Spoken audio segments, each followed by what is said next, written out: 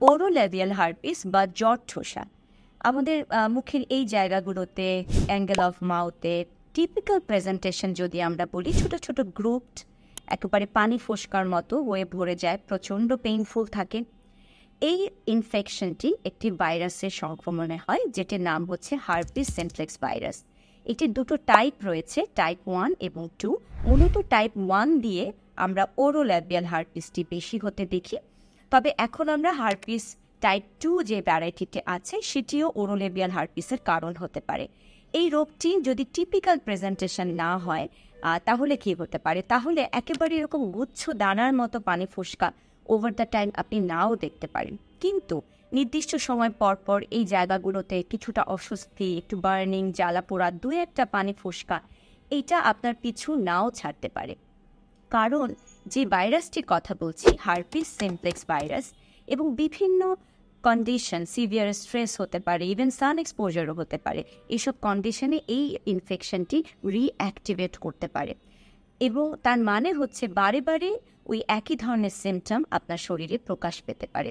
ওরোল্যাবিয়ালের ক্ষেত্রে যেরকম আমরা বলছিলাম, এই জায়গাটাতে প্রচণ্ড ব্যথা অনুভব করা, এবং হয়তো 3 সপ্তাহ পর, 4 সপ্তাহ পর প্রথম প্রথম বেশ ঘন ঘন অ্যাটাকটা হয়। যত আপনার এটার বিরুদ্ধে কিছুটা ইমিউনিটি তৈরি হয়, তখন এই সিমটমটা অনেকটা কমে আসে।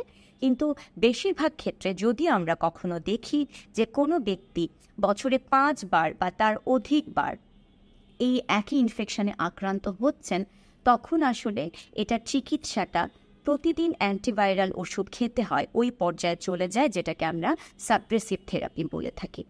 আর এটা আরেকটা কারণে ভীষণ ইম্পর্ট্যান্ট যে আমাদের আগে যেটা আমরা বলতাম যে হার্পিস সিমপ্লেক্স ভাইরাস টাইপ 1টা দিয়ে মূলত যে আমাদের ওরোল্যাবিয়াল হার্পিস হয়, এবং সিমিলার ফিচার আমাদের জেনিটাল এরিয়াতে হতে পারে, যেটি মূলত হার্পিস সিমপ্লেক্স ভাইরাস টাইপ 2 দিয়ে হয়। কিন্তু ইদানিং আমরা যেহেতু জানি এখানে ওরাল সেক্স বা এই ধরনের সেক্সুয়াল প্র্যাকটিসগুলো চলে এসছে, সেই ক্ষেত্রে আমরা অনেক সময় অনেক পেশেন্টের এই ইনফেকশনটাও হার্পিস 2 দিয়ে হতে দেখি।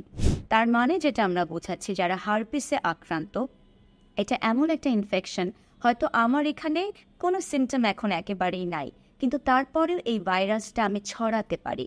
আমার পার্টনারের কাছে ভাইরাসটা চলে যেতে পারে, তার ঠোঁট আক্রান্ত হতে পারে বা মুখের এই অংশ আক্রান্ত হতে পারে, এবং আমাদের সেক্সুয়াল প্র্যাকটিসে ওরাল সেক্সের প্র্যাকটিস থাকলে সেটা ইভেন আমাদের জেনিটাল অর্গানকেও আক্রান্ত করতে পারে, যেটি ভয়ঙ্কর কষ্টকর একটা অনুভূতি।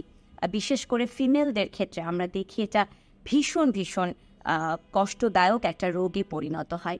তাই আপনি যদি ওরোল্যাবিয়াল হার্পিসে আক্রান্ত হয়ে থাকেন এবং আপনি এটা যদি এমন একটা চলে গিয়ে থাকে যে কোনোভাবেই রোগটিকে আপনি নিয়ন্ত্রণ করতে পারছেন না, তবে অবশ্যই আপনার উচিত বিশেষজ্ঞ চিকিৎসকের পরামর্শ নেওয়া।